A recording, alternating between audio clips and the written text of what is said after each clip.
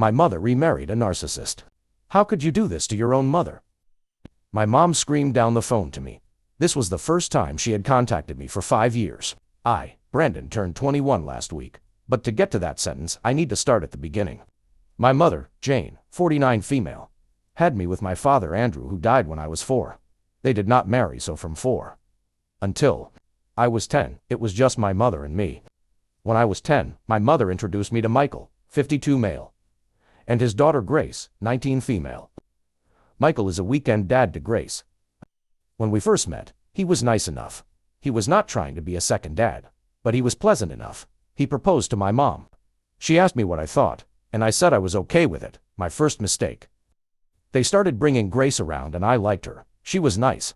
She was very pretty, and we played video games. When I was 11, Michael and Mom got married, and Michael moved into our house.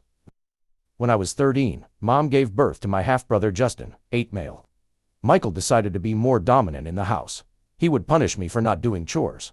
He tried giving my room to Grace, but I refused. And Grace told him she would not take it. He would pick fights, and then lie to my mom, telling her I was being disrespectful. My mom believed him. I was constantly grounded, and my life was miserable.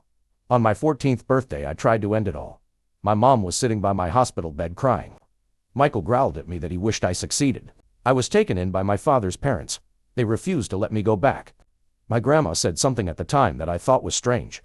She told them that they would regret treating me so badly. Michael scoffed, thinking he had all the power, and told her to get out of his house. My mom looked sad.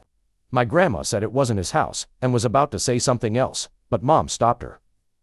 A year later I went back for Christmas, and Michael was intolerable. And my mom was indifferent. They lavished gifts on Grace and Justin.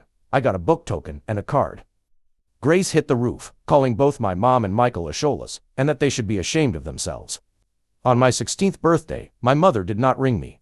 Michael sent me a message saying to never contact them again. I was not welcome in my home and that my mother did not want to see me ever again. I cried myself to sleep for a week. All this time my grandma said, "Do not worry."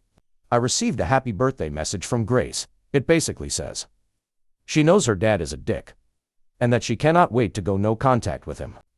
I threw myself into school and graduated as valedictorian and was awarded a scholarship to MIT. I started to look for jobs.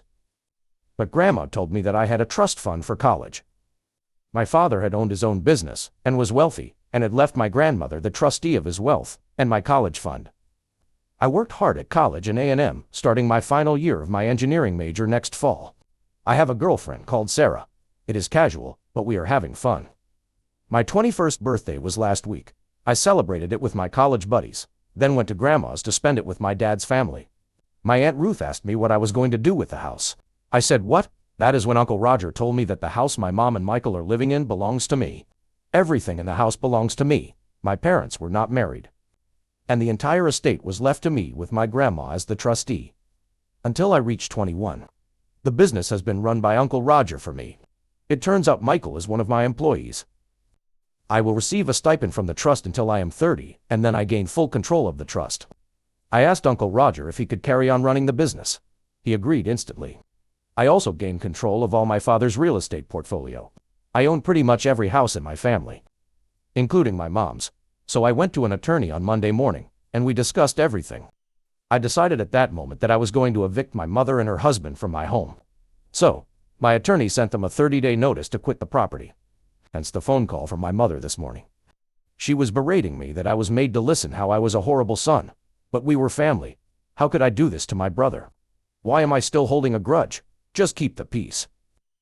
After her rant, I calmly as I could, I was mad, told her that I had not seen her in 6 years. That she chose Michael over her own son, and she let Michael treat me badly for the years.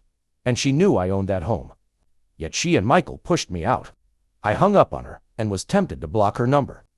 I am second-guessing whether I am doing the right thing.